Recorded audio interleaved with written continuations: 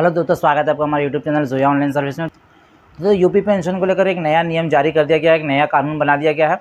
तो दोस्तों मैं आज बात करने वाला हूं कि यूपी पेंशन में जो वृद्धा पेंशन है, विकलांग पेंशन है या वृद्धा पेंशन है, इन तीनों पेंशनों में जो भी आप अप्लाई करते थे, अप्लाई करने के बाद जो भी प्रोसेस होने के बाद जो भी आपका पेमेंट आता था, पेमेंट जब होने में डिले होता था यानी अप्रूवल के बाद, यानी जब आपका फॉर्म कंप्लीट हो जाता था, अप्रूव हो जाता था, अप्रूव होने के बाद जब भी डिले होता था पेमेंट आने में, तो आपका पेमेंट जो था कि जोड़ करके आ रहा था। आपका जो भी पेमेंट होता था, जो भी किस्त होता था, वो 3000, 6000 या 9000 जोड़ करके आपका पेमेंट आ जाता था पहले किस्त में। लेकिन उस चीज़ को ख़त्म कर दिया गया है। 1 जुलाई से एक नया नियम लगाया गया है, उसको ख़त्म कर दिया गया। यानी आपका जो भी पेमेंट डिले होगा तो आपका पेमेंट सिर्फ 3000 ही पहला किस्त में आएगा, बाकी जो 6000, 9000 आ रहा था वो अब नहीं आने वाला है। तो मैं आपको प्रूफ के साथ इस वीडियो में दिखाने वाला हूँ कि वो कैसे उसको बंद किया गया और कैसे उसको आप चेक कर पाएंगे। दोस्तों आप हमारे चैनल पर नए तो हमारे चैनल को सब्सक्राइब कर लीजिएगा, वीडियो को शेयर लाइक ज़रूर कीजिएगा। दोस्तों स्क्रीन पर आप देख पा रहे होंगे कि एक फॉर्म मैंने अप्लाई करा है। यहाँ पे 31/8/2019 का ये एप्लीकेशन है, ठीक है, ये अप्लाई हुआ है। उसके बाद 13/10/2019 को ये फॉरवर्ड हो गया है, ठीक है, यानी 8वें महीने में भरा गया, 10वें महीने में ये फॉरवर्ड हो गया, 2 महीने के अंदर ये फॉरवर्ड हो गया। इसको अप्रूवल जब मिला है 20/5/2020 को, यानी ये 7 महीने के बाद इसको अप्रूवल मिला, ये फॉर्म अप्रूव हो गया। अब देखिए यहाँ अप्रूव होने के बाद यहीं से सारा सिस्टम चला आता है। ये अप्रूव होने के बाद तीसरे जो कैटेगरी में, तीसरे लेवल में ये जो फॉर्म चला जाता है, अप्रूव होता है। अप्रूव होने के बाद ये फाइनल जब रीवेरीफाइड होता है, उस डेट के बीच में जो गैप होता है, उस गैप के हिसाब से लोगों का पेमेंट भेजा जाता था।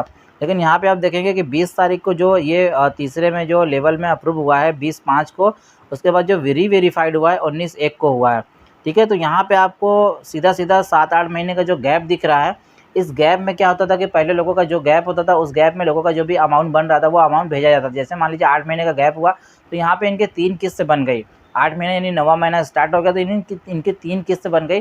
3 किस्त में इनको लगभग 9000 रुपये मिलना था, लेकिन 9000 रुपये की जगह पे इनको सिर्फ कितना मिल दिया जाएगा, सिर्फ 3000 रुपये ही दिया जाएगा। दोस्तों एक और सिस्टम मैं आपको दिखाऊंगा। यहाँ पे आपको पीएफएमएस के माध्यम से, दोस्तों यहाँ पे मैं आपको पीएफएमएस के माध्यम से एक और चीज़ आपको दिखाना चाहूँगा कि आपका पेमेंट कैसे रोक दिया जाता है, कैसे नहीं दिया जाता। तो यहाँ पे देखेंगे 11 फरवरी को एक अमाउंट वैलिडेट हुआ है, ठीक है, 11 अमाउंट, उसके बाद 6 मार्च को ये अप्रूव हुआ बैंक में रिसीव भी हो गया है 15 मार्च तक। लेकिन यहाँ पे स्टेटस देखेंगे, क्रेडिट स्टेटस यहाँ पे फेल बता रहा है, पेमेंट फेल यहाँ पे दिखा दे रहा है, क्योंकि इनका कोई बैंक में कुछ वजह से इनका पेमेंट फेल दिखाया गया। क्या वजह थी इनके बैंक में, तो आपको नीचे स्क्रॉल करके दिखाऊंगा। इनका बैंक अकाउंट ब्लॉक और फ्रोजन दिखा रहा है, यानी कि इनका अकाउंट बंद था कुछ दिनों के लिए, इनका अकाउंट ब्लॉक हो गया था और उधर से पेमेंट लगा पीएफएमएस वाला, पेंशन वाला 3000 रुपये, और वहाँ पे ये पेमेंट रुक गया, फेल हो गया।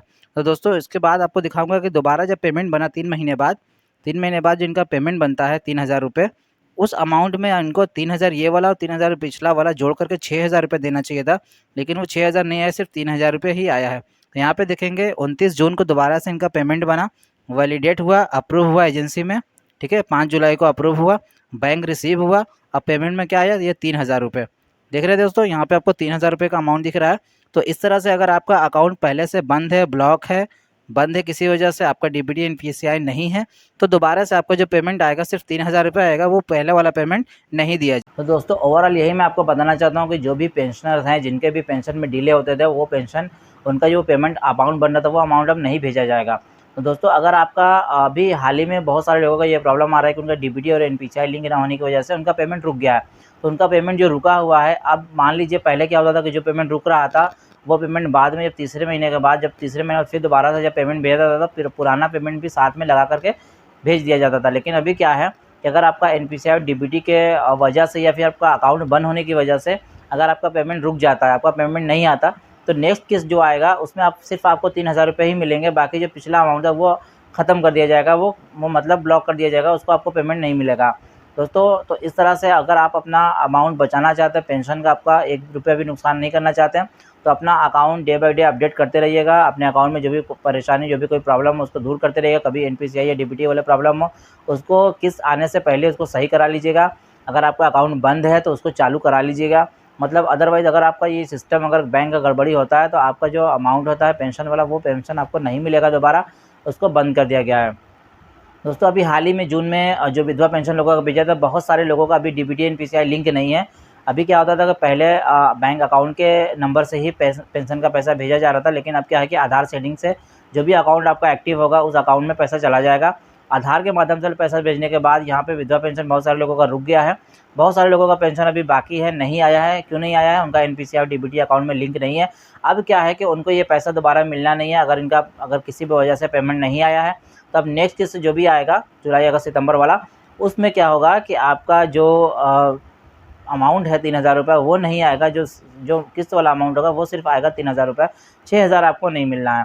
तो इस चीज़ का ध्यान रखिए कि अपना अकाउंट को अच्छे से उसको ऑपरेट कीजिए, उसको एक्टिवेट करते रहिए। उसको ध्यान में रखिए कि आपका अकाउंट बंद ना हो, आपका डीबीटी एनपीसीआई अच्छे से लिंक हो, कोई दिक्कत ना हो। तो उम्मीद है जानकारी आपको अच्छी लगे। कमेंट करके ज़रूर बताइएगा। कोई प्रॉब्लम हो, कोई परेशानी, आपको पेंशन से रिलेटेड कोई क्वेश्चन हो, आप हमें कमेंट करके बताइए, रिसॉल्व किया जाएगा। वीडियो को लाइक कीजिए, शेयर कीजिएगा। Thank you, bye bye.